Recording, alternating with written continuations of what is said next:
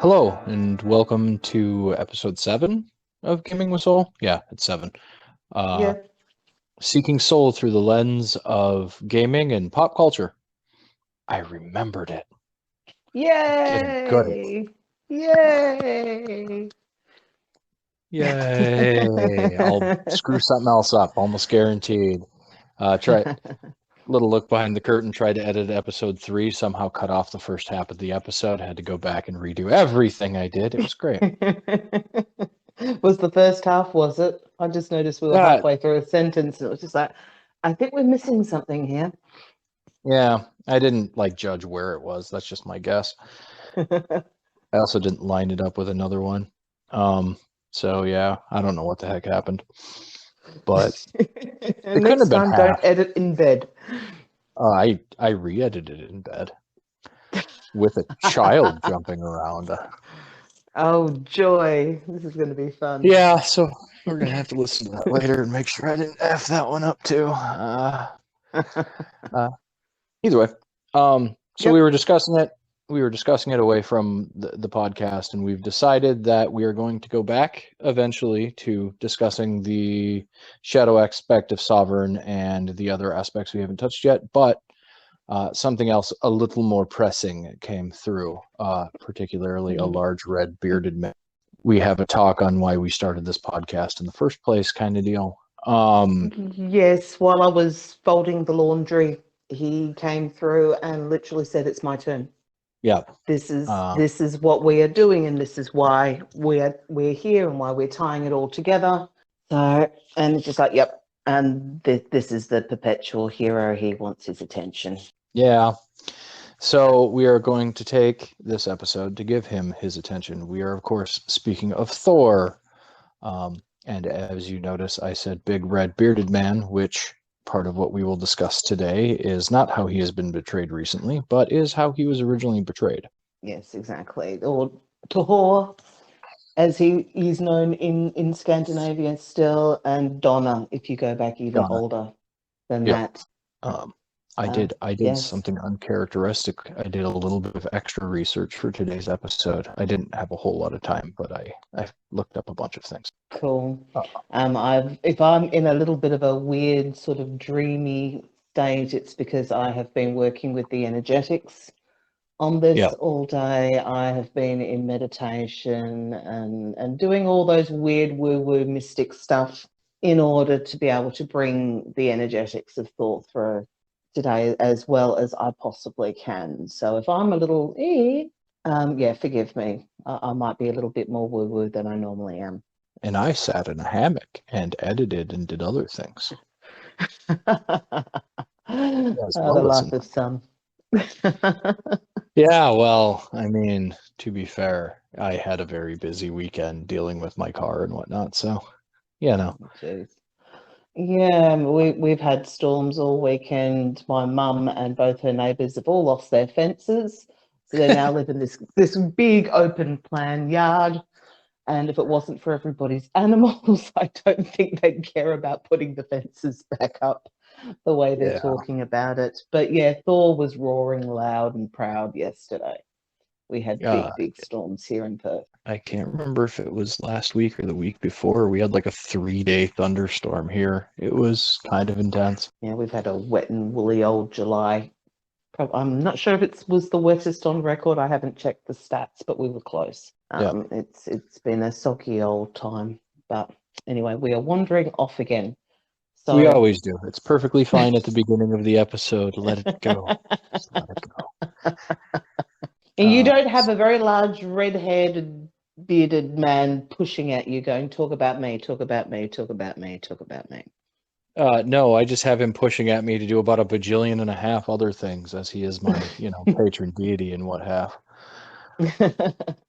So that's probably a good place to go. What is he to you?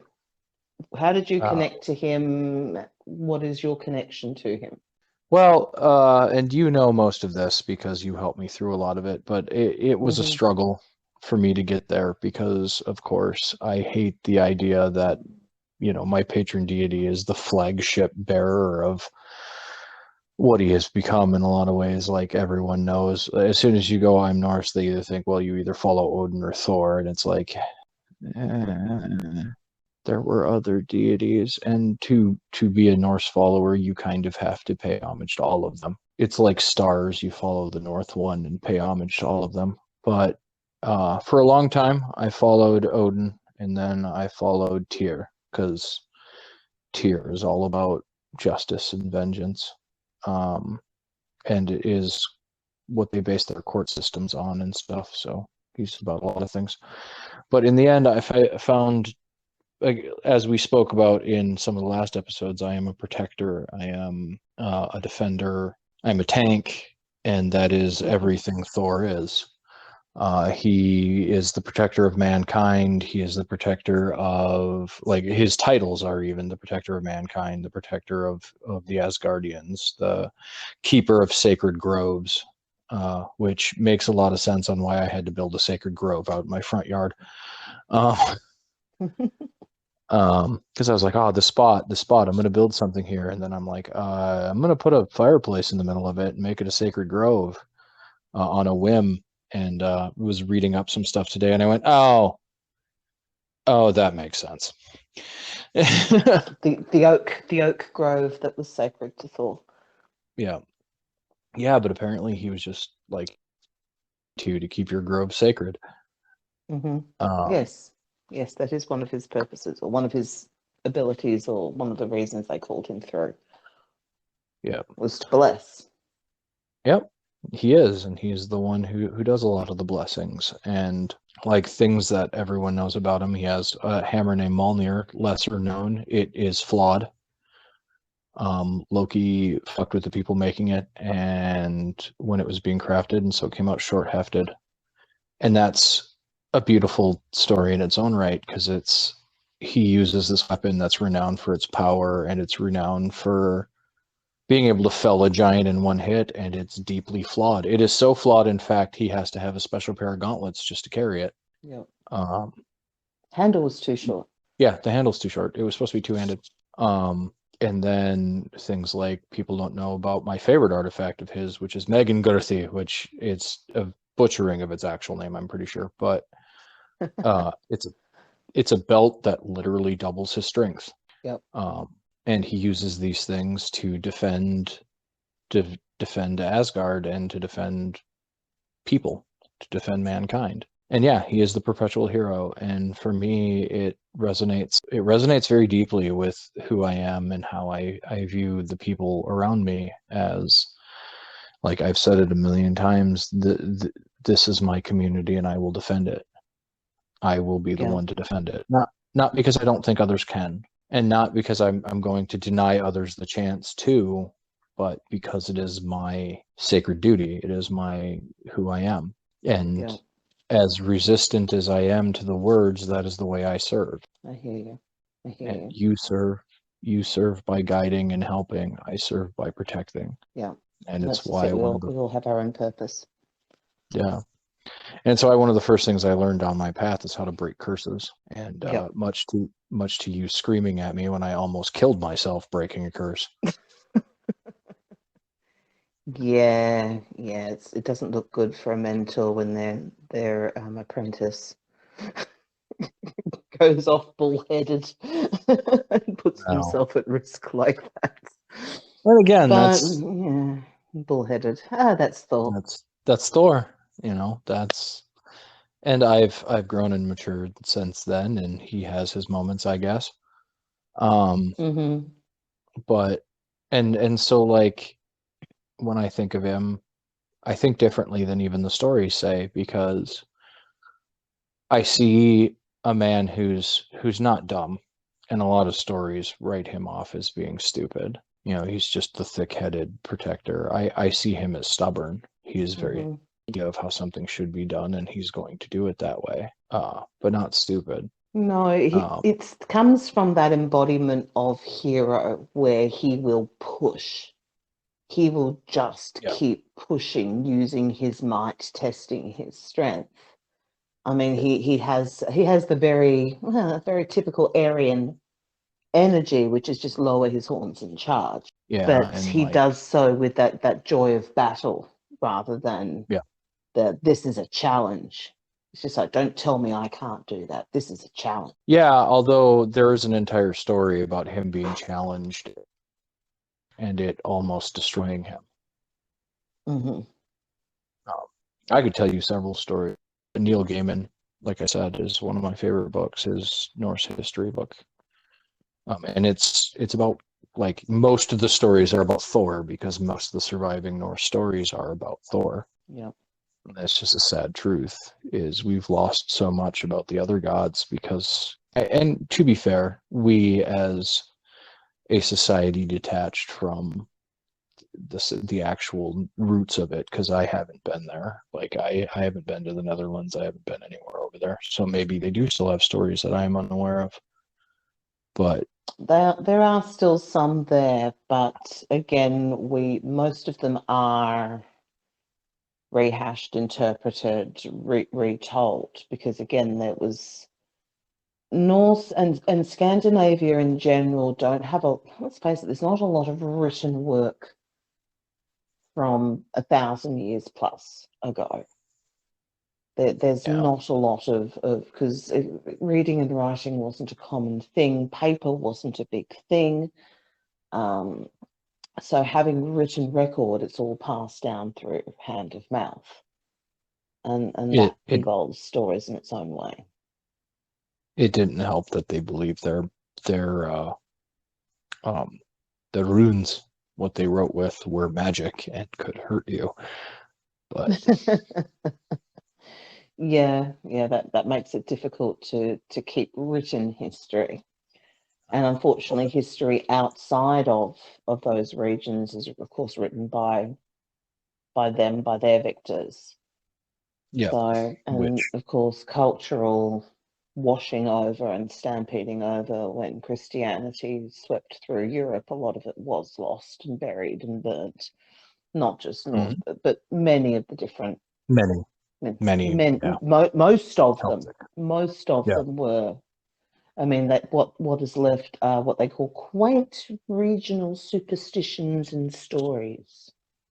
yeah. But of course, we're now seeing a massive, massive reconnection to that. Most of us of European descent will have some Viking in you.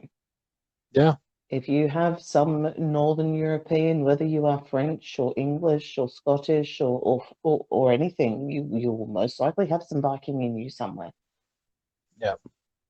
And so, going back to it, a lot is lost, and Hmm. the stories we do have are mostly of Thor. And that was another thing where I'm like, yeah, but everyone knows Thor, and he's the most commonly worshipped. But I have a hard time believing a lot of, and this is going to be very contradictory, and probably people are going to get upset, but I'm going to kind of put it out there. While Hmm. I do believe there are people who follow the path and do follow the old ways in a lot of ways, I think a lot of people are just like, oh yeah, Vikings, we fight, we feast, and we blah blah blah, and that's our religion. It's like, yeah, it's a little deeper than that. There's layers you're just not seeing.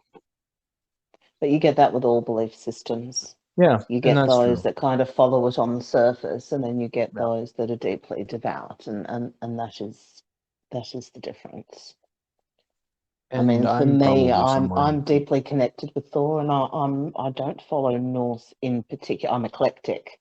My Yeah. my pantheon that stands around me is actually very, very eclectic. I work with a little bit of everything, but that's reflective of the mongrel European that I am. It also falls in line with it also falls in line with our belief structure on how me, you specifically, and other people in the spiritual community see the divine, Yeah. as they're not, this is Thor, this is always Thor. It's no, this is the energy of the great protector, and And he or she has appeared in different ways throughout history and region and whatnot. and that was ultimately why he came up to be brought into the podcast now. Because Yeah. we have talked about, and it was odd because we did hero and we did shadow hero and we did warrior. We brought in sovereign, And then all of a sudden Thor turns up and says that I'm how we tie it all together. And he Yep. is. Because Thor in his tales, whether they be the ancient legends or whether they be Marvel Avengers movies, is hero, shadow hero, warrior, shadow warrior, sovereign. He has a little shadow sovereign that comes up in I think Endgame. Yeah. A little bit of the coward, or the coward, the weakling comes up. The weakling, which is a shadow aspect of sovereign, comes up When there. he runs from everything and hides in a fishing shack in Nova Scotia or wherever the hell And he's playing video games and eating junk food and all that sort of thing. So, it shows and it is reflective through, the evolution of Thor as what he is. But it's what is really interesting is Thor always ends up going back to hero. Yeah, and which is kind of funny because we discussed that hero is the juvenile version of warrior, but he And does. he He can always goes. stand in warrior. He is the Oh yeah, patron of warrior, although that was not his original role. He was and evolved into patron of warrior. If a warrior wanted to succeed in yeah, battle, he's called in Thor.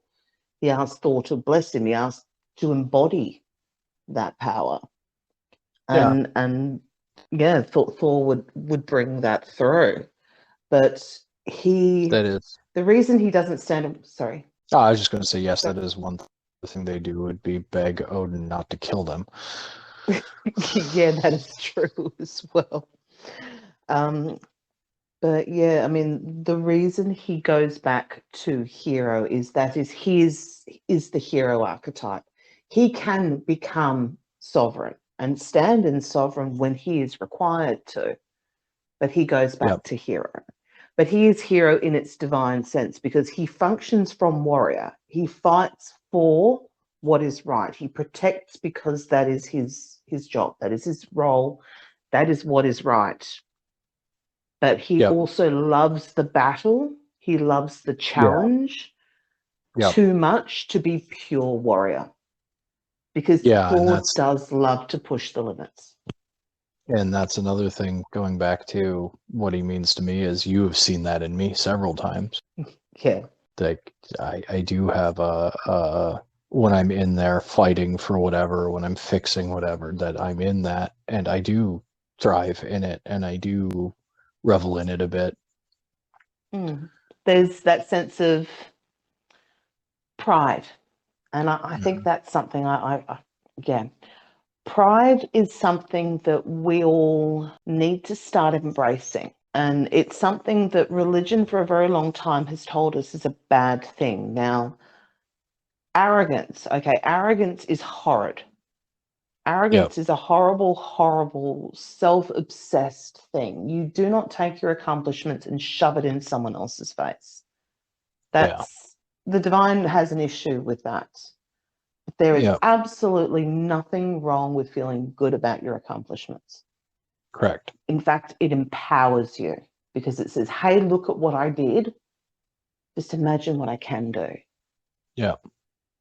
From a religious perspective, they don't want pride. You don't want you to feel proud because if you feel proud, you feel confident and powerful. And powerful people are hard to control.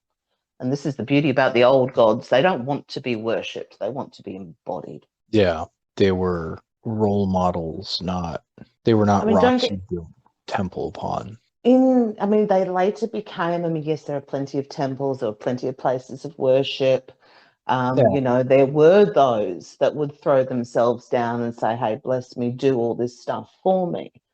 But in the oldest ways, these were energetics that you called upon to embody you. And Thor, you called upon his strength to come into you through battle. Yeah. Well, what I meant by that was they wanted you, they inspired you to be more like them, not worship them. Yeah. That's what I meant by they didn't want to be the rock you build a temple on. Yeah, no, absolutely. But yeah, you worshipped them by embodying them. Mm-hmm. Yep. By calling them in for their strength, for calling them in for whatever. But yes, Thor was sacrificed. Yeah. They sacrificed to him. He was sacrificed to by the warriors going out to sea, the blood of their enemies, to bless themselves, to bless their ships. Yeah. There was also sacrifices for him to bless fields, but that's the old Thor. Yeah. And again, they evolve as we evolve as a species, as our understanding of them evolves. I think that's. Was there anything else you wanted to say, or anything else about your journey in connection with? There isn't a lot more I can say. Like I listen to his tales that I know. The more I know about the different things, the more entertained I am. One of my favorite. Oh, there is a few things. I'm gonna touch on something in a minute. Sure. But I want to share one of my favorite quotes from an old story from Neil Gaiman's book is one of the things he says, and this kind of shows his wisdom in a lot of ways, is Sif asks him how, or he's going to go ask Loki about finding Mjolnir because Mjolnir gets taken from him at one point. And Sif goes, "Why are you going to ask Loki?" And he says, "Well, if, how does he put it? It's either that Loki knows, or Loki did it, and if Loki didn't do it, then he's smart enough to figure out who did." Is essentially the quote, which is the wisdom is him saying, well, it's either going to be Loki did it or Loki is better at thinking about this than I am, so he's the one I'm going to turn to. Yeah. And I know I misquoted it because it's been about a few months since I listened to it, so I don't remember it perfectly. But and the other thing I was going to point out, and this is, there's a lot of things, like I started to go into this and then we kind of got sidetracked. There's a lot of stories about him that there are parts of it that don't resonate exactly with me, and that's where him being thought of as an idiot or whatever doesn't resonate. And the other ones are, yes, the old stories are his two sons were born to a giantess and his daughter is born to an unknown mother. And I believe he had one child with Sif, his wife. Don't know. If I remember correctly. I just read it earlier today, but I don't, like, there's something, the way our, as a society has changed and the way we look at it has changed, that doesn't feel right to me. It doesn't feel like what he would do, at least in a modern setting. It feels like that kind of thing that, yeah, that was probably, like, that story would probably have been true back then because that's just what you did. Yeah. But nowadays he would be fiercely devoted to Sif because he loved Sif with everything he had. One of the things is he threatens to break every bone in Loki's body, wait for them to heal and break them all again because of the shame Loki brought to Sif. When he cut off her hair. Yes, because he cut off her hair, which is a punishment the Norse would use for infidelity. Like if a woman cheated on, was unfaithful to her husband, they would shave her bald. And so Thor goes, how is she going to go out in public and show herself to everyone? And Loki's like, well, she didn't cheat and blah, blah, blah. And he's like, yes, but other people don't, and that's not okay. So you're going to fix this, or I'm going to break every bone in your body, and then I'm going to wait for them to heal. And I'm going to experiment with how best to break them all while keeping you alive. And for those of you who are not aware, Sif, as in Thor's wife in mythology, is a golden-haired weaver and harvest goddess, I believe. Yep. And her hair is golden because after Loki shaved it off, one of the 6 gifts he got from the dwarf was hair spun from gold that would attach to her scalp and grow like regular hair. That is how it had to be spun gold to replace her hair, which was originally as fine as spun gold. That's probably a detail that gets lost between story to story. I just know that is what her hair was spun gold after Loki shaved it. Yep. I actually know, like, the story, that particular story is the first story and the only story that Sif is mentioned in Neil Gaiman's book, and it's like it starts with him waking up to her having a shaved head. So they never really mentioned the before times. Yeah. yeah. And so to me, there is a fierce loyalty there to his wife, at least to her ideals and her beliefs and her defense. Yeah. But yeah, that's all I got.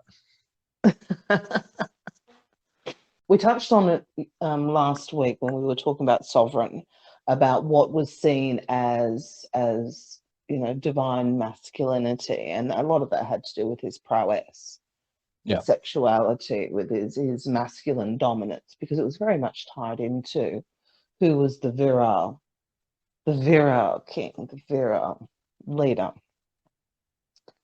And there are some legends, some old tales that actually put Thor or Tor as the king of the gods. Yeah. But those are probably going into tying him to Greek and Roman mythology, where the thunder god was king of the gods.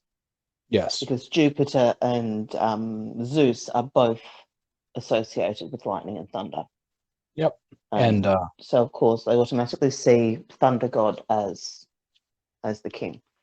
Yep. And in Norse language, Thor is the root word, which actually starts with a P, and I cannot pronounce to save my life, is literally their word for thunder. It's not exactly the same, but his name is derived from thunder. Or thunder is derived from his name is more accurate, but yeah, I think thunder is derived from his name, because it's interesting that although we all associate him as the god of thunder, thunder was not what he was actually god of, but just something he controlled. Yep. Because, and I think this kind of weaves into my stories and connections to him, because I'm in a very, very different place with Thor. I always have been.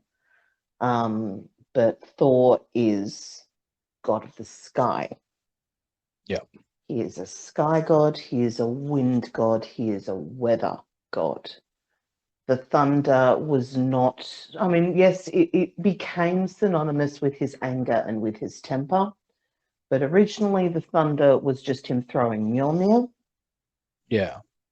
But when you go back to his original roots, it was him calling the rains. Yeah. Now, I was, my first hearing of Thor was the 1970s cartoon series, which, late 70s, early 80s, as a girl growing up in those times, I had no interest in. They were all very, very masculine focused, but that was where the name first came up. I had no interest in that. But then when I started deepening into my spirituality and, started reading and researching on mysticism and stuff, this was in my teens, so we're talking over 30 years ago. Yeah. Just the simple fact that he was this storm element. The storm is what drew me to him. I'm astrologically, I'm a Libran with 5 aspects in Libra, so I'm all air. I'm all about lightning and storms. I love storms. I can stand out in a storm forever, and I connected to try and bring in the storms. I used to always go out and put out a drink for Thor. Yeah. Here's something: if you want the storm to come, don't put out some alcohol for him. It calms him down, and he buggers off. Yeah. And it's funny because I specifically learned how to brew mead specifically to give it to Thor. Because he does enjoy that. Yeah. But for me, I always connected to the lightning, to the thunder, to the storm. For me, my connection to him was elemental. I mean, yes, that he was the perpetual hero. That again, little girls were trained to want heroes. So that aspect in connecting to hero is a big thing too. But for me, my connection to him was elemental. Yeah. And when I read, and I was very much like you, read some of the modern day mythology, and I never committed any of it to memory. I never really learned it, because to me, it just that's not what I feel. When I connect into him, that is not what I feel. I do not feel rage and bullheaded and not thinking. I feel pureness of warrior. It's like, yes, my way of fixing things is with assertion and aggression and focus. Yeah. But not from a brute perspective. He is certainly not energetically that. And I'm glad you mentioned not rage, because that was one of the things that when you were like, oh, thundering is his rage, I was like, that might be what they used to think, but it doesn't feel right. No, I don't feel rage. No, neither do I. It's force, it is power. Yeah. But it's not rage. I feel like he's having a good fucking time. Yeah. Let's put it on the show. And I think that's one of the things I like about Neil Gaiman's telling is Thor's not angry. Like the most angry thing he does in the entire book is when he gets upset with the boy who breaks Grinder's leg. And their actual name is much more complicated. I think the English translation is Snarla and Grinder, by the way. I learned that today. But because Thor had a chariot pulled by two goats named Snarla and Grinder. They're much more complex names in Norse language, but I think that's what they kind of translate to. And one of the things he'd do is he would sacrifice the goats for food and then use his godly powers to bring them back. So he came across a starving family and was like, hey, I have meat. You know, if you have vegetables, I got some meat. We can make a stew. You know, I'm going to stay here for the night, eat some stew. The only thing I ask is you don't break any of the bones. Like that's it. And Loki told the boy, he's like, well, the only reason Thor doesn't want you to break the bones is he wants all the marrow for himself. That's how he got as big and strong as he did. And so the boy broke one of the leg bones and scooped out some of the marrow. And so when Thor made Snarla and Grinder whole again, Grinder had a lame leg. Which comes up in another story later. But that was the maddest he ever got, because he was basically like, all right, who broke the bone? And they're like, the boy's like, finally, like, I did. He's like, all right, so what I'm going to do is I'm going to take you and your sister as servants. I'm taking you with me right now. Your sister's going to tend the goats until Grinder can walk again, and we're going on an adventure. And that was like it. That was as mad as he got. He was just like, I'm not happy. This is what we're going to do. And then through that story, he got a little more upset at a few things, like, because that's the story where he was tested and failed a bunch of times. And he got a little frustrated at it. But even so, he wasn't like screaming and raged at people. He just started to get depressed, really, in the end. Yeah, that's the breaking down of hero into warrior is usually these elements that test and break their ego. Yeah. Of course. You see that perfectly in the Avengers. They actually portray that evolution. Yeah. Of Thor in particular, beautifully. Yeah. If you take Dark World out of it. Yeah. So sorry, I didn't mean to cut in the middle of you. No. You describing your relation. It just, you mentioned that, and I was like, yeah, I have to. Point that out. And no, that is absolute truth. Thor is aggression, but it is aggression in that purest state. It is aggression as force, as focus. It is aggression as pure power, not from an angry, vengeful, negative place, but from that pure, let's do this. Yeah. Let's overcome this. Let's fight this and win. Yeah, it's going to suck, but hey, we'll do it anyway. Yeah. And that's one of the best things about working with him. Mm-hmm. Although I get more the feeling where he's like, yeah, it's, instead of it's going to suck, it's going to be like, yeah, we'll find some fun in it. Let's go. Just another battle scar. Yeah. Just another story to tell. Just another way to sing our glories. Yeah. And like, True warriors love the stories where they've overcome some massive trial and tribute, because they make the greatest tales. Yeah, which is, I keep harking back to the same tale, but it's one of my favorites, where he's tested 3 times and he fails all 3 times, and then when he finds out what the tests really were, he's like, oh, okay, that makes sense, and just goes on. Yep. Because again, he is perpetual hero. He doesn't get bogged down by that. If Yeah. you need him to be warrior, he will be warrior. When he must be king, he will be king. Yeah. But he wants to And be hero. That's what he loves. Marvel shows that very well. And I don't know if you had more to deepen into. I mean, the main thing I really wanted to bring up was the fact that we primarily associate him with this thunder, when originally he was actually a fertility god. Yep. Yeah, I read that today too. I'm like, makes sense. They always show him naked. Yeah, but you wanted crops, you prayed to Thor to bring the rain, and then when you'd had enough rain, you prayed to Thor to ask him to take the rain away. I mean, there's art with him Yep. holding the sun quite frequently. So although they may not say he ruled over all aspects, he certainly could bring and take the rains. He could certainly bring and take the storms. And of Which course, is the Scandinavian countries, rain helped melt the snows. So you could actually start harvesting or planting, sorry. Yeah. Which I find it funny, the pictures of him holding the sun, because they have entirely different stories of what the sun actually is. So him holding it makes no effing sense. Again, it's one of those, like with Egyptian mythology and Egyptian stories, it ran but different, because there were a lot of similarities that all kind of wove together. Yeah. Whereas with the old Scandinavian, now we're talking the Norse and the Danish and the Swedish and the Germanic and all those different, they were all had similarities to them. And so there's slightly different takes on the same energies. And this is where they kind of get all woven together, and this natural form of evolution. So we take this god of weather and storms. The sailors used to pray to Thor as well, because Thor and one other, but yes. Yeah, but to Thor, because Thor would keep the serpent at bay. Yeah, Basically that's what true. was causing the storm. That's what was causing the choppy and the horrible, these massive sea swells that were going to wipe them out. So they'd pray to Thor. Yeah. To keep the serpent at bay, so they'd get smooth sailing.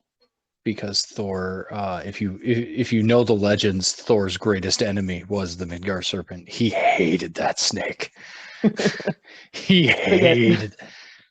But to fill their sails and to keep the serpent at bay while they sailed. So he was really strongly connected with that too.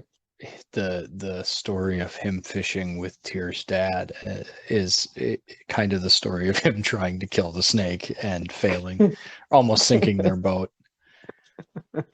Which again, I keep going back to it, but I love the way Neil writes him too, because he's not upset about anything that happens really. He kind of just is like, okay, this sucks. How are we gonna fix it? Yep. Which is a great attitude to have in general. Like the giant who built the wall because Thor was gone, so the rest of the gods hired somebody they thought was a man to build a wall around Asgard for when Thor is gone. I'm making a long story very short.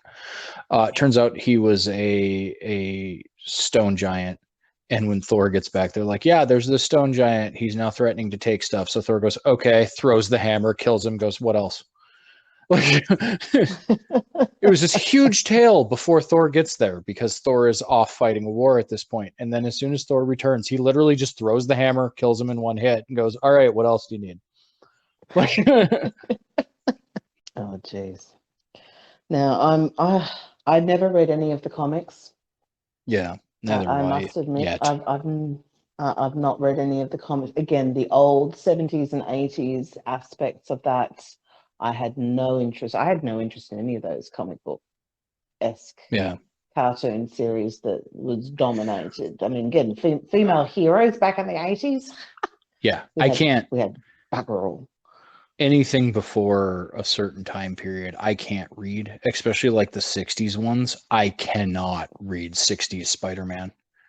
It is something that I will warn everybody, that the more awakened you become, the more evolved you become, the less tolerance you have for racism, sexism, misogynism, all that I sort of can't stuff. It's even. just like, nah, I'm not going there. That is just no, no, I no, yeah. no, no. I tried to read the old ones because I'm like, I really want to know the original story of Spider-Man and how it all happened. And I started reading the first one and I went, I can't stand Spider-Man. Like, I can't keep reading this because I can't deal with how big of a fucking dick Spider-Man is to women specifically. Like, he was kind of an ass to the receptionist lady at the newspaper, I think it was. I was like, I can't do this. This is not.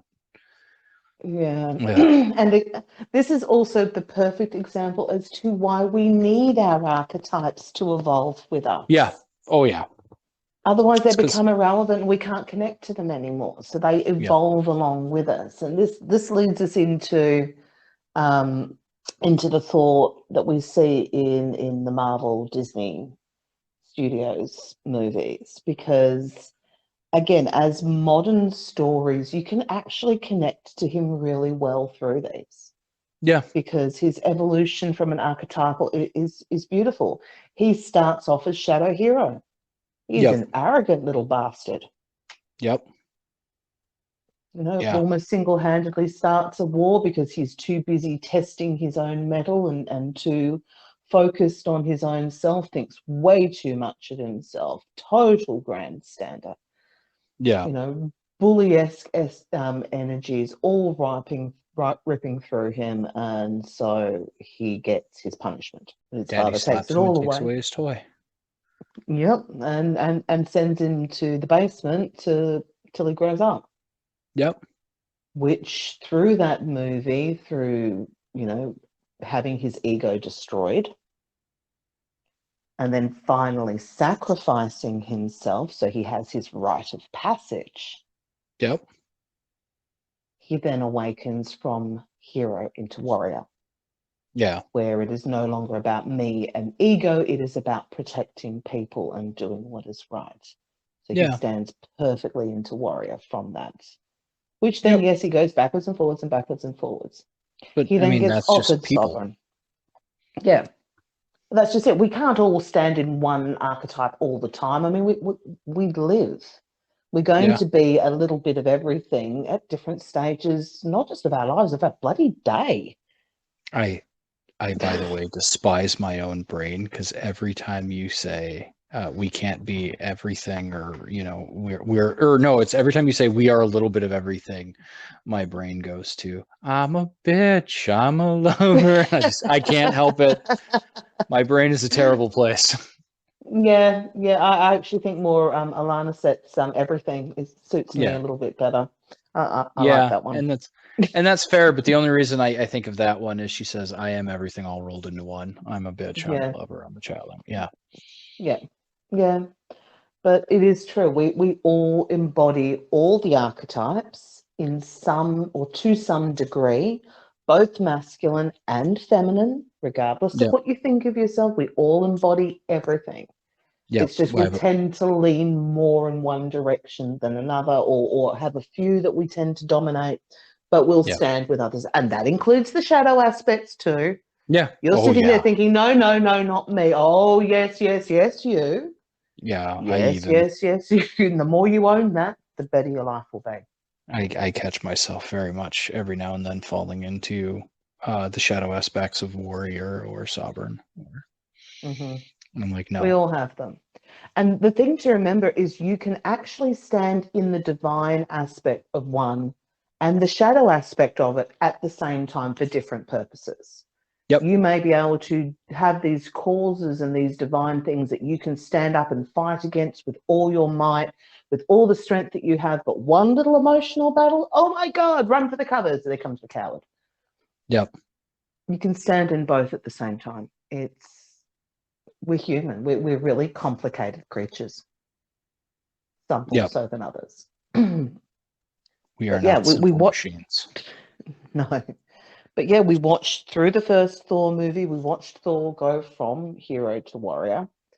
Yeah. That he was offered sovereign, which he declined, and then went into the Avengers movies, slipping into, into actually no, I think it was Dark World, which was pretty much just hero warrior.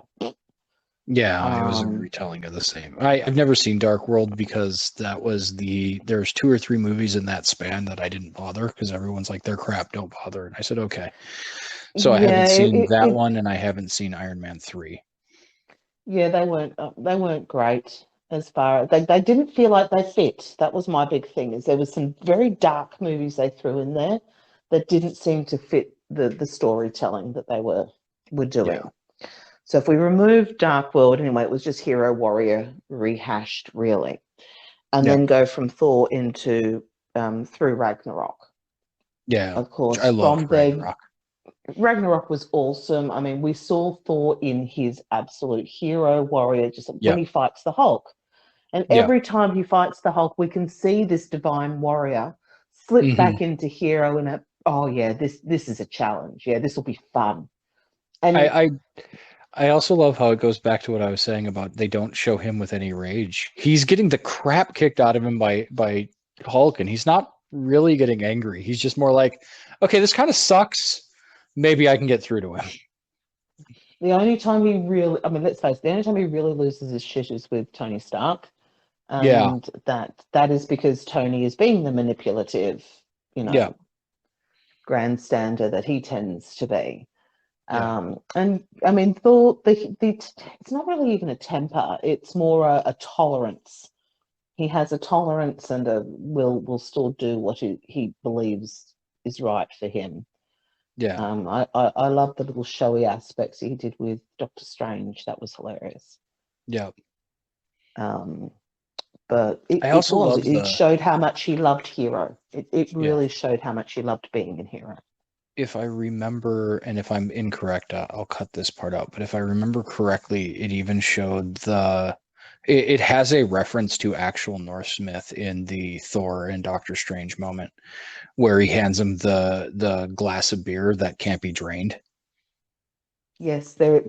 Just every time he finishes it off, it refills. Yeah, That's yeah, it's a very subtle nod, in my opinion. It's a very subtle nod to actual Norse myth where they gave him a mead cup. The same story I keep going back to that I love. One of the 3 challenges was they handed him a drinking horn and told him to drink it down. And no matter how big of a draw, he drank. And this is Thor, who is known for drinking people under the table in Norse myth. No matter how big of a sip he took, he barely got it down a thumbs with. And then he finds out later it's connected to the ocean, and he yeah. is what created the tide. Awesome. Yeah. But yeah, I mean, again, he moves through Ragnarok, and by the Yeah. end of it, he's sovereign. He's sovereign because he has to be, not because he Yeah, chooses to be. no. And And he that's, takes on that role to protect the people. yep. Then, And of course, sorry? and of course that is the best reason to embody sovereign is because you have to be and not because you choose to be, in my opinion. Because It's usually leadership has been thrust upon you yeah, when because you're being asked to. yeah, it's in my opinion, generally people who crave that leadership are the people who generally, not always, but generally don't deserve it. Because usually Well, they have some underhanded means on why they want it. again, in the Thor movie, they showed that it's like when he wanted to be king, he was a jerk. Yep. The moment he was fit to be king, he didn't want it anymore.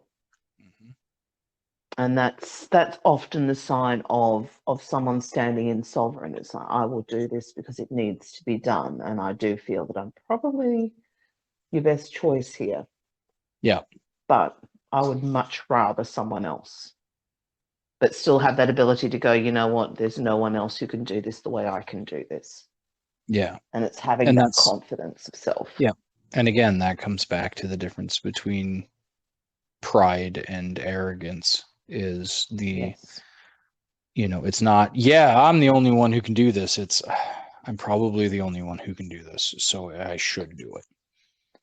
And that element is basically pride feeds confidence, and we all Yeah. need confidence. But if we don't acknowledge what we have achieved in the past, we can't use that aspect to empower our confidence for the next journey. And Yep. this is where elements of society have disempowered us so Yeah. much. by saying, no, pride is bad. Don't feel good about your achievements. That all this was all a blessing. It's like, no, hang on. I worked my bloody ass off for this. Yeah. Yes, there may have been an element of luck here, and I may have been really unlucky there, but at the end of the day, I did this. Yeah. And, And go me. yeah. And there's an element in it too where another way we've been disempowered is the ideal that everyone is exactly the same. And before I get everybody going, oh, we are all equal. We are all equal. Every single human being on the planet is equal from one to another. That does not mean we're the same. And I'm going to get on this little soapbox because I have to, because that's how I am. Being equal does not mean we are the same. Because I can do something doesn't mean that you should be able to do it too. Now, it doesn't mean you can't do it.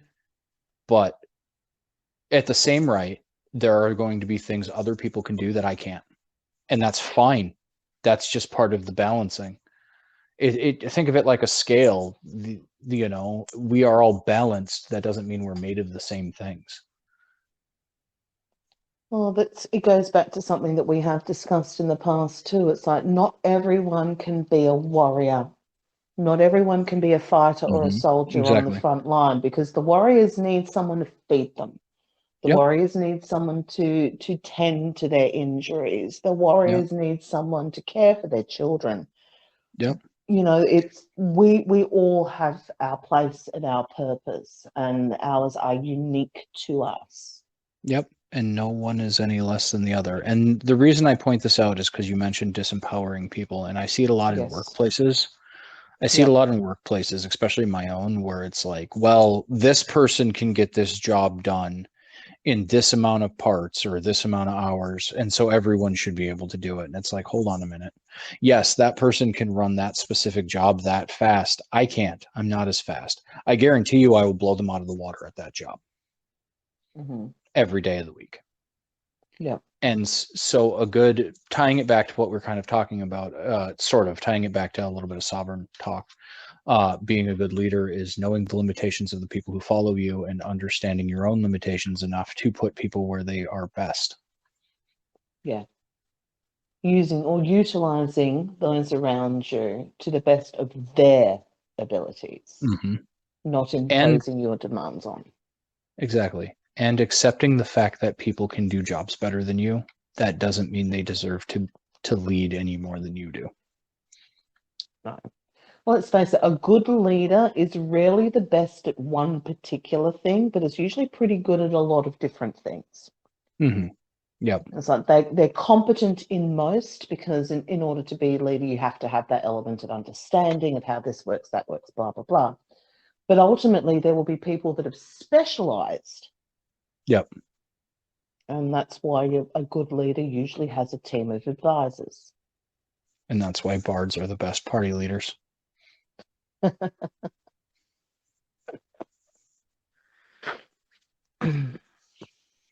yeah. Sorry, D&D humor. I mean, let's D&D reference. I mean, Thor's gear is in there, isn't it? His belt, his gauntlets, and his hammer. In D&D, no. There are bits and pieces. Like, yes, you could argue the belt of giant strength, the gauntlet of giant strength, and the thunder hammer, which is what you're talking about, are direct references to Thor. But I think the dwarven thrower is closer to Mjolnir. And the only requirement there is you need to be a dwarf. And the belt, while giving you a set strength, isn't exactly what Megan Gerthy did. But that's just me nitpicking. You are correct. They are probably references to Thor's gear. When I finish my campaign setting and you see what Thor's gear can really do, you'll probably all be terrified because you'll generally die to the belt. Because no mortal human should be able to carry double his strength by tightening a belt. Well, I mean, it was just a reference to tie it back in, because let's face it, Thor and Norse mythology are all through games. and all Yeah. through gaming. And let's face it, Oh yeah. Thor, we can see him. I mean, in Assassin's Creed Valhalla, he was actually, I don't even know if he had the red hair. It was brown or auburn or something like that. But he I was haven't more seen him yet, so. the warrior-esque, Mhm. but again, almost the anger rage filled, which just it doesn't align No. to what I feel from him at all.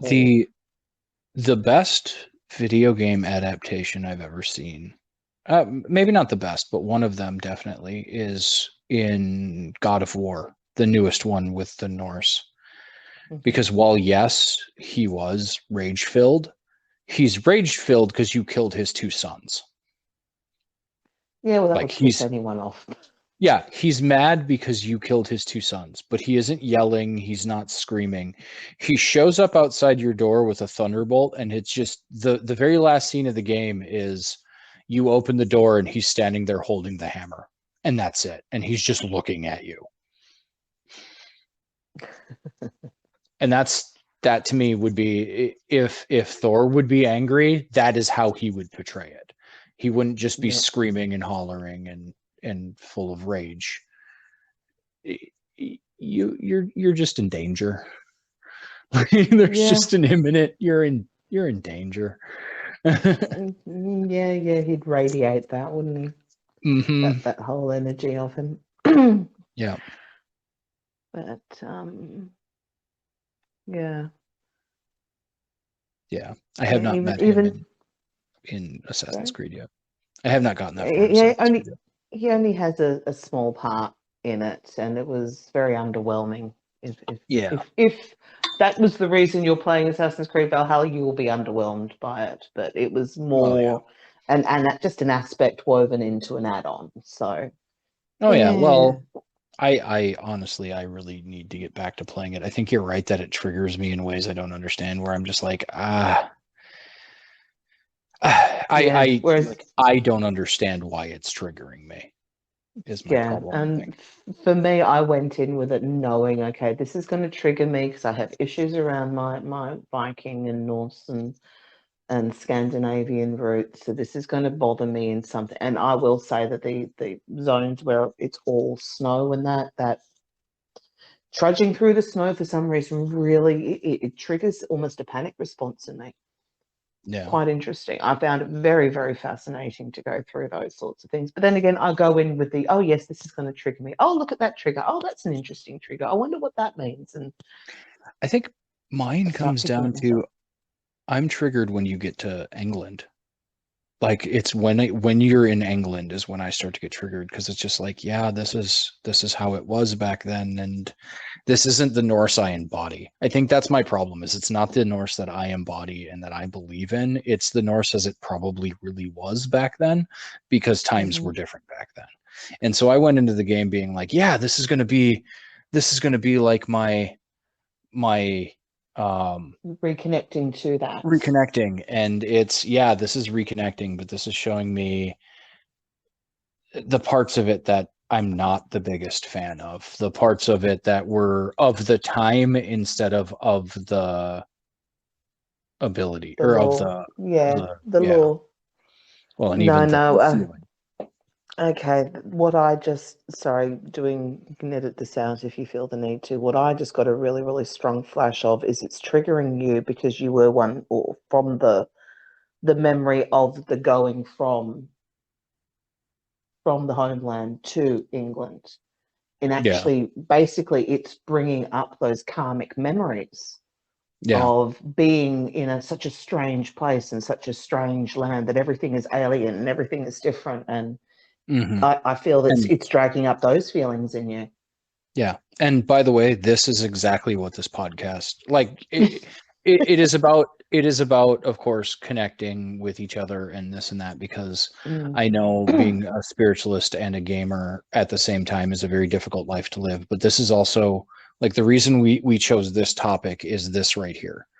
This is me and you But yeah, discussing. as soon as you were talking about that, that's what I saw, and that's what I felt, that it's dragging up. There's something very karmic in that that exact thing, moving from the frozen north to England. It's like needing to do that or being sent, like it wasn't your choice, but it Yeah. triggers this is scary and alien and foreign, and I'm so far from home, and Yeah. all of those elements. Plus, of course, it will bring up then the War of the Bloodlines. Yeah. And that's where I've struggled with a lot of stuff, is just simply the war between my Celtic ancestry, my English ancestry, and my Viking ancestry. Yeah. And so this very much is the core The point fundamental of, belief behind our topic yeah, is this is taking something from pop culture and looking at it through the lens, or finding soul through the lens of of a video game. yeah. This is so Why does this game trigger me so badly? yeah, so this is an interesting thing, and I know a lot of people I talk to in my normal everyday life will be like, "You're crazy," and I don't care. Yeah, Me and you talk a lot about past lives. yeah, Um, and we both have Norse roots in our past lives, in our soul tree, if you will. yeah, Um, and this is like the game reconnects me to that in a terrifying way. yeah. And that's so this now tells me I need to sit down and actually work through it. I need to sit down and work through the game, because that's how I'm going to not deal with, not whatever, but come to terms with this. Heal. It's to heal Heal. the karma. I mean, this is the purpose of the awakening of modern day. That we are now in this situation and position where we have access to knowledge and information in a way that we never had before. Yeah. And if we're talking about, I mean, yes, we can talk past lives, but we can also then tie it back into the genetic memory, what is in our genes, what is in our family bloodlines, what we have in our family history. And again, you start doing the genealogy. Most white-skinned people will have some Viking. Yeah. Most white-skinned people will have some Celts. We'll have something, because we Europeans, just this great big blend of all Yeah. these different cultures. Yeah. And again, if this turns a lot of you off, just put it in that bucket. Yeah, bucket. Just put it all in the bucket. Just go, okay, I'm not listening to the stuff. But this is why, these things can trigger. It's like you're playing something and you're really enjoying it, but all of a sudden you feel really uneasy, or you're watching a movie and all of a sudden, for no reason, it's making you react in a weird way. Then there may be something there, either psychologically, karmically, historically, energetically, Yeah. that is triggering something in you that needs to be healed. Okay, even if you let go of the entire where it's coming from, when you get triggered by this stuff, there is something there for you to heal.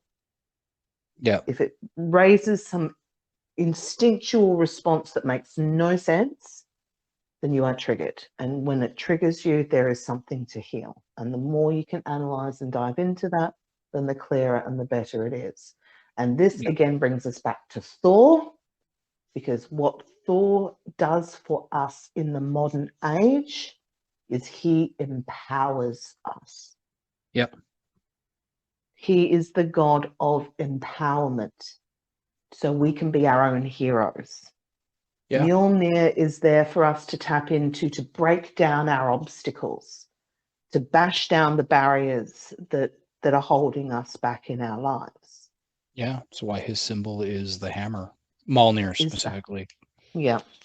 Like all the It's necklaces, people are like, "Oh, it looks like a fancy anchor that I wear around my neck," and it's Mjolnir. It is the hammer. Mjolnir looked really yes. weird. Yeah. The actual symbol for Mjolnir is an unusual symbol. Yeah, Or because it doesn't look like a it's hammer at all. not really, no, certainly not a battle hammer. Yeah. It's also very, very common amongst smiths. People Yeah. who are into smithing often will use that, not just from the blacksmith hammer, but Mjolnir itself. Yeah. Thor also gives us courage. Yeah. He is the one that says, okay, yeah, this is going to hurt and this is going to suck, but let's do it. We can do Yeah. this. I've got this. It Like I doesn't said, matter. It means push ourselves through. But it's he will do we'll it find some despite the manner pain. of fun. Yeah, Yeah. we'll find some manner of fun in this. It'll be an adventure. Yep. And at the end of Yeah. this, we will have a great tale to tell. That's the big thing. He fucking loved adventure. He loves adventure, and he loved telling tales and loves having tales told about him. Yep. And he that loved bathing. He loves water. He does love water. Yeah. Yes, he brought in the rains, but he does love his water. Because he is, little known fact, he is also the Norse god of cleanliness. Well, it was on Thor's day, you would, as a community, all bathe together, because that's also why Thor was shown naked half the time. Mm-hmm. Again, pride. He had no shame. I mean, Yeah. the oldest visions of him, he was not the most attractive individual. The crazed red hair, the long ridiculous beard, and it was in a lot of ways portrayed ridiculously, as in dangerously long, as don't get caught in your weaponry kind of deal. But also red-eyed and scarred and all sorts of things. So the more polished look of Chris Hemsworth of modern day is a far cry from what he originally was portrayed as. Yeah, but it's he likes it and we like it, so I mean. Oh, let's face it. I mean, even he certainly has enough sense of self to say they could have done a lot worse than Chris Hemsworth. Yeah. The only complaint he has is he's not a ranger. Yeah, that, and I don't think I think another complaint is he doesn't have a beard. That does Not bother long him enough. It wasn't long enough. There was a Yeah. beard, but it wasn't enough. I mean, it did kind of get a bit longer, but it wasn't Norse. Yeah. Norse manly beard kind of a deal. But these were little trivial things that He was very really proud of didn't his bother beard. him. Yes. Yes, Well, he was. And there was another show. I'm going to bring up this one because it is another portrayal of Thor in the modern era. The Almighty Joneses. Yeah, the Almighty Johnsons. It showed Thor, and I like their portrayal up to a point. They actually showed a lot of like the old stories retold in different ways in a very interesting story, and I love their portrayal of Thor right up until the point where he is forced to cross-dress. And this is my reasoning for it. It shows him in a anti, cross-dressing, anti whatever light in a lot of ways, where there are things I like about that version of the story because it shows him accepting it and being okay with it, even though he spends a lot of that time insulting his gay neighbors. He comes to terms with it, and it is a great story of a bigot basically coming to terms with, this is how the world is, and that's okay. There's no reason for the bigotry. It's him letting go of the bigotry to understand it's okay. And while I like that version, I do prefer Neil Gaiman's portrayal of the actual Norse story where Thor had to put on a wedding dress. Yes, it is an actual Norse story. His only real complaints is, how is this going to work? I have too much beard for this. How is he not going to touch on this? Huh? I was going to say, they actually touch on this, or they actually covered this particular story in Assassin's Creed Valhalla in one of the add-ons. Nice. Yeah, because like in that story, he was like, most of his, if I remember correctly, most of his complaints were, won't they see that I'm a big burly man in a dress? Like,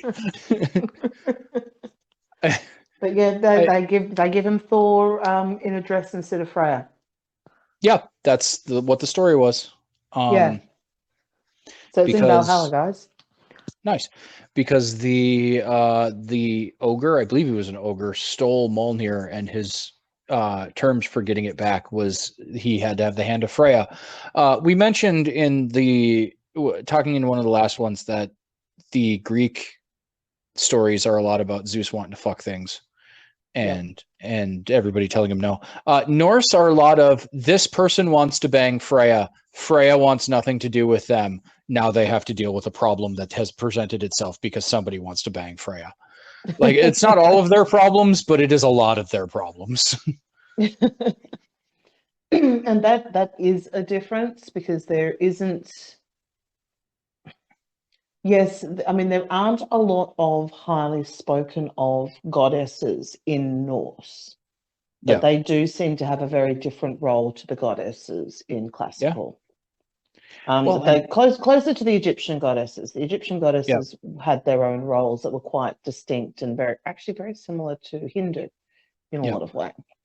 Well, one of the things I like about Norse betrayal of female deities is a lot of people don't know this, but there were two factions of gods in the beginning, and they were constantly warring with each other. And this is actually going to go back to something you said earlier. The problem is one side were all the warriors, the fighters, the soldiers, and the other side were all the farmers and the growers. And they kind of realized they can't live without each other. Yeah. Like the gods realize, they're like, we're going to keep fighting, but what's inevitably going to happen is if the warriors win, which in combat is probably what's going to happen, well, then they all starve to death. So what the fuck good was it? Like, Yep. and so it was the Aesir and the Vanir, and the leader of I believe it's the leader of the farming one, which I think is the Vanir, because I believe the Aesir was the war ones, but I could have that backwards. I'm not great with terms, and that's fine. The leader of the farming one was Freya. She was their leader. Yep. And of course, the leader of the war ones was Odin, because he's Odin. Mm-hmm. And they all sat down and went, we can't live without each other. We have to figure this out. And they did. And they all spit in a giant tub to form their alliance. And then I believe it was Freya looked at the giant tub at the end. It's her and Odin standing together, and they look at the giant's pitcher full of all of their spit, and they basically go, shame for all of that to go to waste. I know, let's make a god out of it. Okay. And they did. They made the god of wisdom. He's one of the gods of wisdom. He's literally the smartest god, period. And I forget his name because he dies in like the very next story, which is kind of funny. But like Norse gods, he comes back because he does. And gods can do that. Yeah, he helps catch Loki in the end, like to bind him in preparation for Ragnarok. That they're not preparing for Ragnarok, but that's what inevitably leads to Ragnarok when Loki kills. Long story short, when Loki does the big bad thing he does in Norse history, they find him and they bind him, and it's that god who figures out how he got away and how to fix him, or how to stop him, because Loki's like, I'm going to turn into a fish. How would I stop myself if I was a fish? Oh, I know. I would make a net. Nets did not exist before that moment in Norse culture.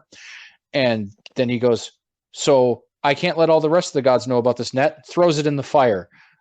This god shows up and goes, see all these cross lines in the ash? Well, bet say if we take twine and do this, we can, ta-da, make a net. One of the interesting things is before he travels on the thing where he dies, I think it's Freya goes, how will we know you'll be safe? And he says, you'll need me for the net later. And the rest of the gods go, what? And he goes, you'll see, and just leaves. Okay. He ends up getting turned into mead. Yay. Which is the mead of poetry, which Odin ends up being the keeper of. Yep. It's a whole big tale, but long and short of it, yeah, the gods, like I said, she was the leader, and she is not a pushover, and she is not, I'm going to do whatever a man tells me to do. Like, I believe there's a story where her loved one gets kidnapped or killed. I don't know, because I don't actually know that story. But she cries diamonds, I think. She cries some kind of gem for his loss. And then she just kind of decides she's never getting married and toughs it out for the rest of her life. There was a very strong distinction. You can see that through, historical Norse, that although majoritively women were still wife, homemaker, mother, there was a warrior class Yeah. That if a woman could prove herself equal to a man, she Yep. would be seen as equal to a man. And Shield that's, maidens. yeah, the shield maidens, that protector element. I mean, Norse and again Egyptian were one of the few old world that, that had those elements of equality. Yep. And I'm not quite Yeah. sure exactly how much for Norse, but I know in Egypt, other than, Pharaoh, there was very few things, and even Pharaoh a couple of times, but very few things a woman couldn't do. I I think mean, it was. she could own property and own Mhm. slaves and divorce her husband and not need permission to do all that. Still not absolute equal, but a Yeah. lot higher up the ranks than, say, in other cultures. I think it's very similar in Norse, and like their honor structure they talk about with going to Valhalla kind of shows it, because it's in a weird way, in my opinion, it's a man has to prove he is honorable, a woman is guaranteed if she dies fighting. Interesting. The way it was described to me is a man has to prove his honor, a woman when she dies is given the choice to become a Valkyrie or not. If she And died in then battle. yeah, if she died, yeah, if she died fighting. Yep. And then she gets to judge men on whether or not they're honorable enough to enter Valhalla. Mm. But it was also a thing for the Viking in particular that they wanted a strong woman. Yep. They didn't want a weak, prissy, petite little feminine thing because she can't protect anything. Yeah. If they're off traveling and raiding, trading, whatever, they need to know that their home and their stock is well We're safe. protected. So, Yep. yeah, so they valued strength and power in their women, which is why Yep. most of the goddesses were also associated with war and battle. Virtually everything Yeah. in Norse was war and battle to a degree, but again, very harsh environment and very harsh climate. Yeah. If you consider where they lived, it makes a lot of sense. And Yeah. we've strayed quite a ways away from, well, not really. We're still kind of on No, the because topic. we're talking about the environment of, I mean, Yep. really the only thing left for us to go into is to talk about, well, what the hell does Thor think about all this? Yeah. Which I also want to touch, since we're talking about it. I know we believe we have an answer on one of them. Like our souls tell us that how Thor feels about all of this. Yeah. So either we know what he thinks of all of this, or we're insane. Both are equal possibilities. Yep. I wonder what Sif thinks about it all. Because if I What, that remember, she's been turned into a warrior. yeah, that one, she's not married to Thor, which that probably annoys her, and Thor too, for that matter. But yeah, and two, she is a warrior that stands beside Thor in battle. Well, the first thing, okay, I am going to go very, very mystic woo-woo. So if you guys think all this is insane, then either fuck it, bucket, or you can tune in next time. Yeah. Firstly, the divine, we're talking about these energetics and these divine, that they don't think the same way that we do. Well, yeah. So for the most part, they all just find this entertaining. Yeah. That these are their new stories, that these are the ways that we connect into. Now, obviously, the energetics that Sif was is not what she was portrayed in the movie. So you could even say that these are two very, very different energetics and archetypes. I mean, the weaver, fertility sort of goddess aspect that Sif was would be more along the lines of someone like Demeter than, a warrior goddess like Athena or something like that. So you could even say that that separates her completely. But Thor himself and all, especially the Norse, whose names are now uttered daily, Yeah. so much more than they had been for centuries. Wow. And yeah, yes, I mean globally, their names have never Yeah. been spoken more in this day and age than they ever have. You're talking about the ones that have been portrayed through the Marvel universe. And Yeah. yeah, you've got old world gods whose names are now uttered daily by millions. Yeah. Of course they love it. And of course the divine, these energetics are going to evolve with us.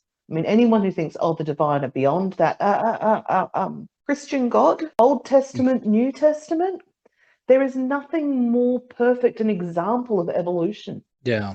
Got old fiery rage, new loving compassion. Mm-hmm. The divine evolves just like we evolve, because otherwise we lose our connection to them.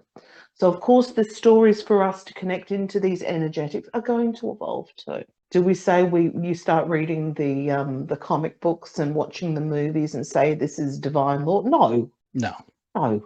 But these are a good doorway to look at the archetypes, to connect into these energetics and to do your own thinking and feeling on the subjects.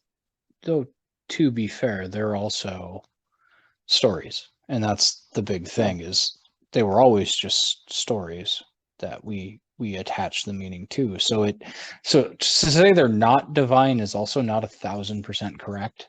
Well, they're not divine now, but in 1,000 years' time, if we lose all technology and the only thing is left is people talking around campfires, telling tales of the mighty, the mighty Avengers who once saved the world and blah, blah, blah. I mean, if we don't have that proof, the documentation, then of course these become our new mythology. Well, yeah, and I believe they're divine in their own way, if that makes sense. Anything that has, if you can source some higher meaning, has an element of divine. Yeah, that's my point. So, and a good example of is when Thor got his powers back. If that gave you a little thrill, if it gave you goosebumps when your favorite hero powers up or steps into or stands in or the big unified scenes, send those strengths through. But there's something there talking to your soul. Yeah. There's something there that's deep and juicy and life enriching if you're prepared to dig a little bit deeper. But no, these are not things that you believe in as per law, like all texts on spirituality. These are doorways in to help you find your truth, to find your way to connect in, because Thor just wants to be there to help empower you. Yeah. If you need strength, call on him. The beautiful thing about divine archetypes is you don't bother them. No, okay? They can be really everywhere all at once. So if you need it, no matter how silly or mundane you may feel it is, it doesn't matter. If you need to call on Thor's strength just to give you the ability to get out of bed in the morning, bloody do it. Yeah. He is there to help you overcome your obstacles, not by doing it for you, but by helping give you the strength to do it yourself. Yep. Yeah, it ties into that's all he wants. It ties into my evolution of my Norse faith. Is it's not about dying in battle, it's about dying fighting. And so if that fight is getting out of bed in the morning, well, it's just a fight in of itself. No one can dictate the importance of any particular battle. Sometimes the most pivotal moments are the little ones. Yep. Are the little ones where someone either did go out, did reach out in a moment, did push themselves beyond their comfort. It may seem small, but the snowball is huge. You never know the impact of your actions until much, much later. And later you usually look back and go, oh, that's what that was. Yep. Hindsight's a wonderful thing. But the old gods, the old archetypes, the old energetics don't want sacrifices. No. They don't even necessarily want offerings. Setting up a ritual space, setting up an altar, things like that can help you deepen your connection to. Yeah. Ritual helps empower us. Sorry? I was going to say, at this point, they just want to be known. Yeah. Reconnected to let us know that they are still there to serve us, to help us, to strengthen us. and they are what we need them to be. And you don't even need to know the specific name of an energetic to work with and to bring it in. You just need to know what you need. Yep. And you can ask the energetics, the divine, the universe, whoever you speak to in prayer, to allow you to embody the energy that you need in that moment. Whether that be hero, whether that be warrior, whether that be sovereign, whether that be, the magic user, whatever that needs to be. They are there to support us, and all the shit that gets done in their name is us, not them. Yeah. They talk to us in our language. That's what it boils down to. So Thor may be Thor to a Norseman, but it may be Heracles to the Greek, Hercules to the Roman. Yeah. He is whatever hero from whatever culture. And yes, masculine, because this hero particular, the protector of the earth archetype, is masculine. It is known as a masculine archetype, so I will call him he. Yeah. But again, we women, we can embody that too. Oh yeah. We can embody that hero very, very well. You can embody that better than some men can. Very, very well. Depends on the individual and the battle. Mm-hmm. But we all have that connection. We all have that fight, the hero within. We just need to allow ourselves the ability to embody that, so we can bring it through in its fullness and its full power. Whatever name you call them, again, you can call your hero Fred. Fred. And call forth the divine Fred to Dave. Empower you with. I've got too many issues with the name Dave. I'll go with Fred. I was making a reference to Dave the Barbarian. I have no idea. It's a really weird cartoon.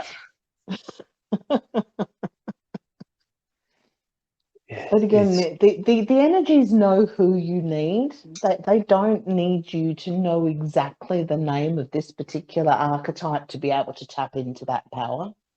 Yep. You just need to know the power you need to tap into, whether that be confidence, whether that be wisdom, whether that be, your self-assurance, whether that be warrior, whether that be hero.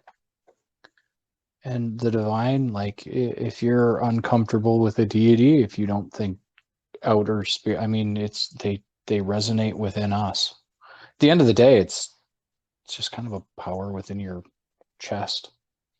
Well, I mean, you get in, if you want to take all of spirituality out of this, which we can easily do, and just talk with psychological archetypes.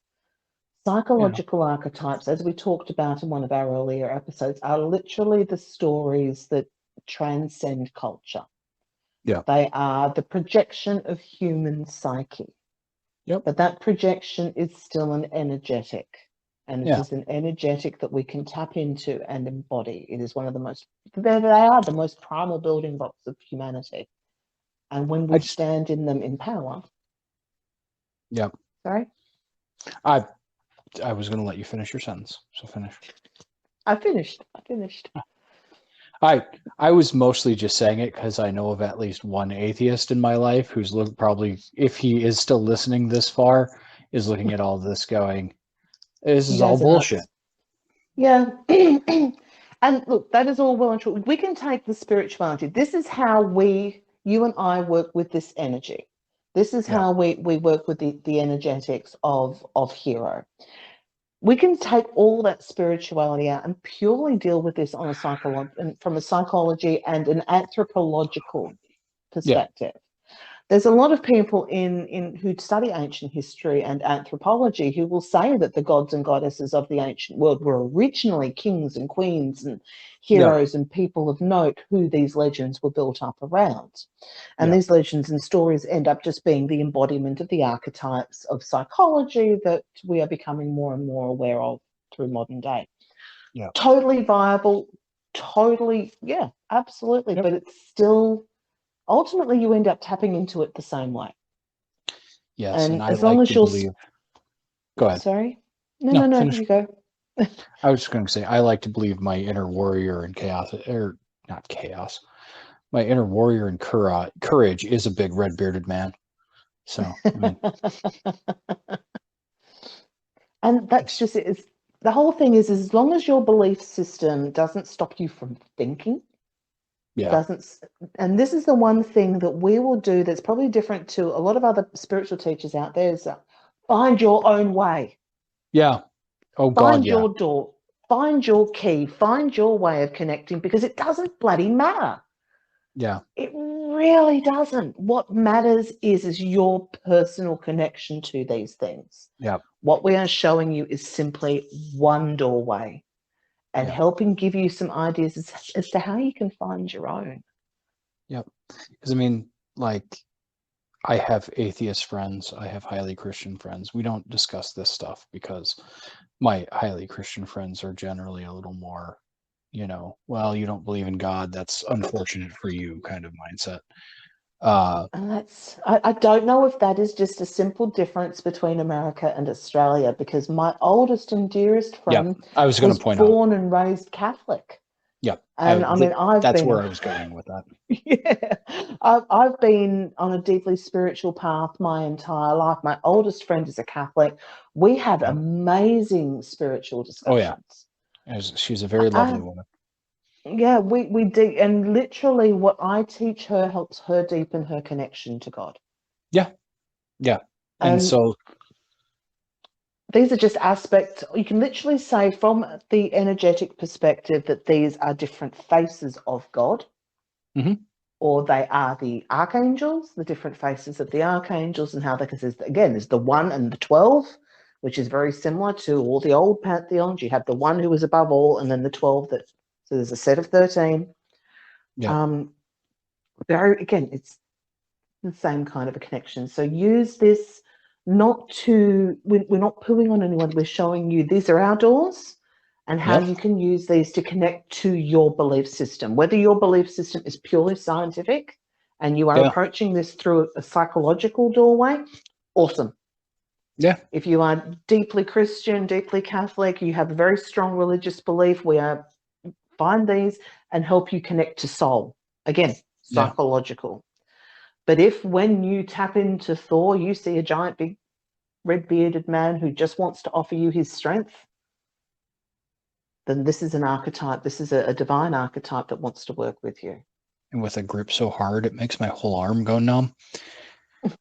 Yeah, he can be. He's a lot rougher with you than he is with me. Although Well, I have had different connections that are rougher with me.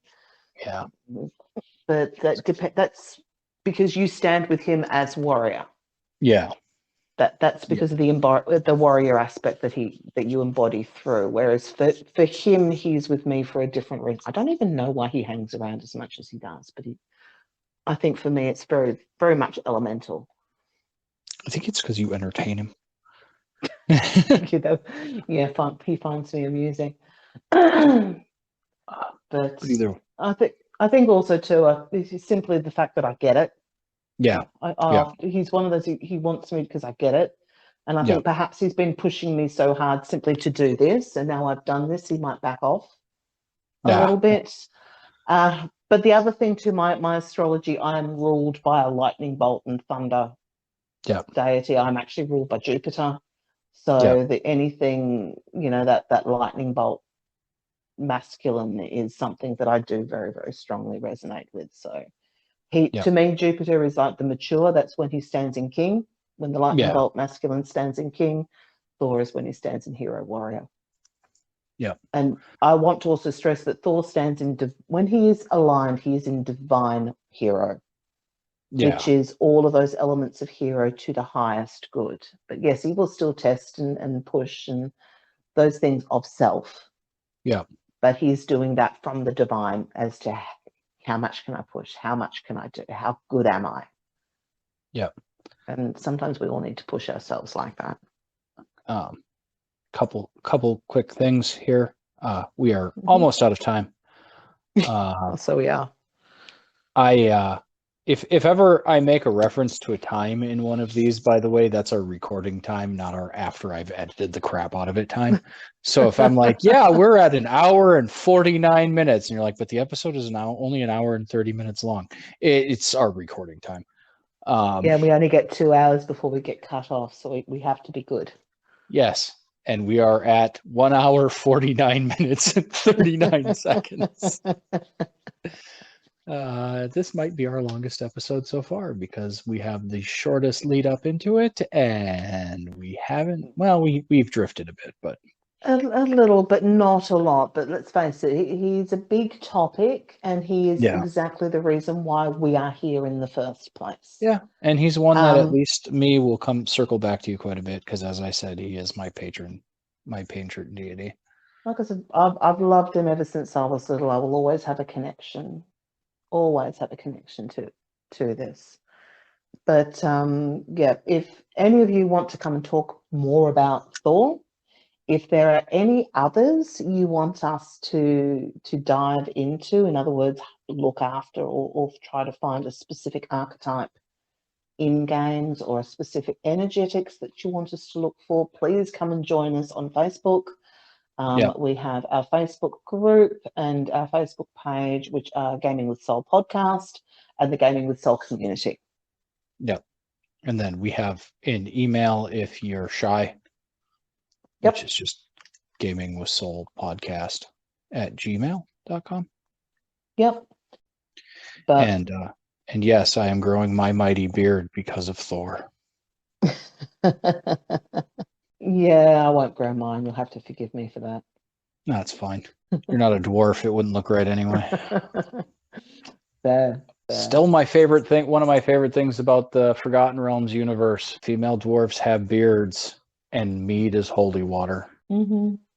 I mean, again, mead was the drink because water was unsafe. Yeah. A lot of the time, drinking water was unsafe to drink, so they drank a lot of alcohol. Yeah. But once it was fermented, it was safe to drink. And I learned how to make it in a plastic bucket with a power drill. Yay. It's really good mead. I don't know what to tell you. I mean, I did an amazing job. I don't drink it often because I'm diabetic and it can kill me, but hey. But yeah, I think I'm just going to feel in to make sure that he has nothing else he needs to be said today.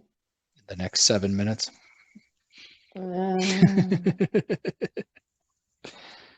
No, he feels happy. Good. But yeah, his energetics to me always feels a lot lighter than he tends to be portrayed in mythology. Yeah.